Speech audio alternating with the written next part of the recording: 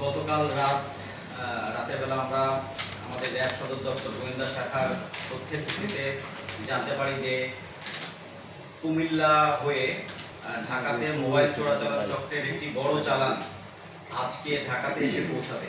এই তথ্যের ভিত্তিতে আমাদের র্যাব টিমের একটি আভিযানিক দল আজকে নারায়ণগঞ্জের সোনারগাঁ এলাকাতে অভিযান পরিচালনা করে এবং অভিযান পরিচালনা করে উক্ত স্থান থেকে মোবাইল চোরাচালান চক্রের মূল হোতা আবু তাহের সহ 4 জনকে গ্রেফতার করতে সক্ষম হয়। একই সময় তাদের থেকে 808টি চোরাই মোবাইল, 2টি প্রাইভেট কার সহ জব্দ করতে সক্ষম হয়।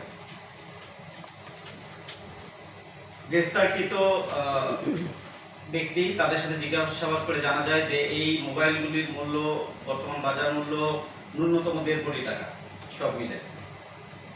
গ্রেফতারকৃত তাহের তার সাথে কথা বলে আমরা জানতে পারি তাহের মূলত কুমিল্লার গৌরীপুরে 3 বছর আগে একটি মোবাইলের দোকানে চাকরি করত, শাওমি একটি শোরুমে 6,000 টাকা বেতনে। তখন থেকেই তার মাথায় মূলত এই জিনিসগুলি আসে যে সাধারণ যে মাধ্যম, সে মাধ্যমের পাশাপাশি গ্রে রুট যেটাকে বলে অথবা লাগেজ পার্টি, বিভিন্ন মাধ্যমে মোবাইলের দোকানে সরবরাহ করা হয় এবং এর মাধ্যমে আসলে বিপুল পরিমাণে অর্থ লাভ করার একটা সুযোগ রয়েছে। এর পরবর্তীতে এই আবু তাহের সে সাজ্জাদ ওরফে শাকিল নামে একজন ব্যক্তির সাথে তার পরিচয় হয় ওই কুমিল্লা এলাকাতেই। তার মাধ্যমে সে পার্শ্ববর্তী দেশ ভারত থেকে এই মোবাইল পাচারের বিষয়টি তাদের মাথায় আসে এবং তারা এই চক্র তৈরি করে। 3 বছর আগে থেকে যখন তারা এই কাজে নামে তখন মূলত শুরুতে 5 থেকে 6টি করে মোবাইল মাদক যেভাবে আসে কাঁটাতারের বেড়ার ভিতর দিয়ে ছোট ছোট প্যাকেটে করে একইভাবে তারা এই মোবাইলগুলি পাচার করে নিয়ে আসতো এবং বিভিন্ন দোকানে সেগুলি সরবরাহ করত। কিন্তু কিছুদিন পরে যখন তারা দেখতে পেল যে এই মাধ্যমে তারা বেশ অনেক টাকা উপার্জন করতে সক্ষম হচ্ছে, তখন তারা বড় বড় চালান নিয়ে আসা শুরু করলো। বিশেষ করে গত 1.5 মাসে তারা আমাদের কাছে যে তথ্য দিয়েছে যে 5টি বড় চালান তারা নির্বিঘ্নে আইন শৃঙ্খলা রক্ষাকারী বাহিনীর চোখকে ফাঁকি দিয়ে ঢাকাতে নিয়ে আসতে সক্ষম হয়েছে। এই প্রতিটি চালানেই প্রায় 500টির মতো মোবাইল তারা পাচার করে নিয়ে এসেছে। তাহেরের এই চক্রে আমরা আরো যে 3 জনকে গ্রেফতার করতে সক্ষম হয়েছি তারা হচ্ছে মেহেদি, রুবেল এবং নুরুজ্জামান। মেহেদি মূলত এই তাহের এবং সাজ্জাদ নামে আরেকজন যার সন্ধান পেয়েছি আমরা, তার মাধ্যমে এই চক্রে যোগদান করে এবং 1.5 মাস ধরে যেই 5টি চালান ঢাকা শহরে এসছে, এই 5টি চালানের সাথেই আসলে সে সম্পৃক্ত ছিল। তার কাজ ছিল মূলত বর্ডার এলাকা থেকে এই চোরাই মোবাইলগুলি পদুয়াতে, কুমিল্লার পদুয়া যে স্থান, সেই স্থান পর্যন্ত নিয়ে আসা এবং সেখান থেকে তাহের এবং অন্যদের সমন্বয়ে সেটিকে ভিতরের রাস্তা দিয়ে অর্থাৎ মূল সড়ককে অ্যাভয়েড করে ভিতরের রাস্তা দিয়ে চান্দিনা হয়ে ঢাকা শহরে প্রবেশ করা, এই কাজটি তারা একসাথে করত। গ্রেফতারকৃত রুবেল সে মূলত চালক। গত 1.5 মাসের যেই 5টি চালানের চালকই এই রুবেল ছিল। রুবেল যেটি আমাদেরকে জানিয়েছে যে সে আগে রেন্টে কারে চাকরি করত।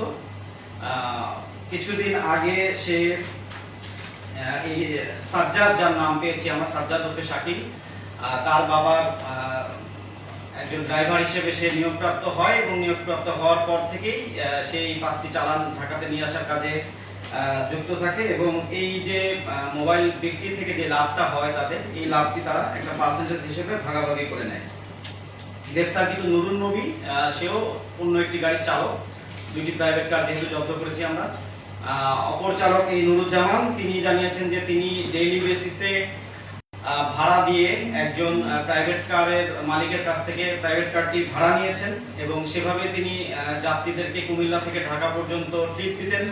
কিন্তু অতিরিক্ত লাভের আশায় তিনি আজকে প্রথম দিনের মতো এই মোবাইলে চোরাচালানকারী যারা তাদের কাছ থেকে একটা বড় ধরনের পার্সেন্টেজ নিয়ে এই কাজে আজকের জন্য যুক্ত হয়েছেন এবং তিনি ওই মূলত রুবেল তার মাধ্যমে রিক্রুট হয়ে আজকে থেকে শুরু করেছেন। এটা নুরুন নবী তিনি আমাদেরকে জানিয়েছেন। গ্রেফতারকৃত ব্যক্তিদের সকলের সাথে আমরা কথা বলে যেটা জানতে পেরেছি যে এই চোরাই মোবাইলগুলি ভারতের বিভিন্ন কারখানায় উৎপাদন হয়ে চোরাই পথে বাংলাদেশের এই চোরাই চালানের যে চক্র তাদের কাছে আসার পর তারা এইগুলিকে বাংলাদেশের বিভিন্ন বড় বড় মার্কেটের বিভিন্ন দোকানে তারা সরবরাহ করে এবং সরবরাহ করে এখান থেকে বড় ধরনের একটা লাভ পায়। আমি যদি একটু উদাহরণ দিয়ে বলি যে আপনাদের সামনে যেই রেডমি প্রো ম্যাক্স 13 যেটা আছে, এটার বাংলাদেশে যদি বাজার মূল্য বলি 49,000 সামথিং, প্রায় 50,000 টাকা। তো 50,000 টাকা বাংলাদেশ সরকারের যেই তৈরি ফোনের যে ট্যাক্স নীতিমালা, তাতে করে কিন্তু 57% ভ্যাট দিয়ে বা ট্যাক্স দিয়ে এটি কিন্তু বাইরের থেকে বাংলাদেশে আসতে হচ্ছে। তো যদি এই ফোনটা চোরাই পথে আসে, এই 57% ট্যাক্স কিন্তু দিতে হচ্ছে না। অর্থাৎ এই একটি ফোন তারা ভারত থেকে কিনছে প্রায় 20,000 টাকা দিয়ে, এবং 20,000 টাকা দিয়ে চোরাই পথে নিয়ে এসে তারা এই বিভিন্ন দোকানে 30 থেকে 35,000 টাকা সরবরাহ করছে, এবং দোকানদাররা তারা 40 থেকে 45,000 টাকার ভিতরে গ্রাহককে কিন্তু এই ফোনটা দিচ্ছেন কোনো প্রকার ওয়ারেন্টি ছাড়া। তারা লাগেজ পণ্য হিসেবে এই ফোনটি চালান করে দিচ্ছেন। এতে করে যারা চোরাচালানের সাথে সংযুক্ত তারা 10,000 টাকা লাভবান হচ্ছেন, যারা বিক্রি করছেন তারা 10,000 টাকা লাভবান হচ্ছেন, গ্রাহক যারা আমরা কিনছি আমরাও কিন্তু 10,000 টাকা করে লাভে বা 5,000 টাকা লাভে আমরা এই ওয়ারেন্টি ছাড়া এই চোরাই বা লাগেজ পণ্যটি আমরা কিনছি, এবং এতে কিন্তু সরকার প্রত্যেকটি ফোনে প্রায় 20 থেকে 25,000 টাকা রাজস্ব হারাচ্ছে। তো এতে করে বিপুল পরিমাণে যে রাজস্ব ক্ষতি এটি সরকারের হচ্ছে। এর ফলে আমরা আমাদের এই চোরাচালানের বিরুদ্ধে যে অভিযান সেটি অব্যাহত রেখেছিলাম, এবং এই ব্যক্তিদেরকে আমরা গ্রেফতার করে আইনের আওতায় নিয়ে এসেছি। আমরা তাদের বিরুদ্ধে যে আইনানুগ ব্যবস্থা সেটি প্রক্রিয়া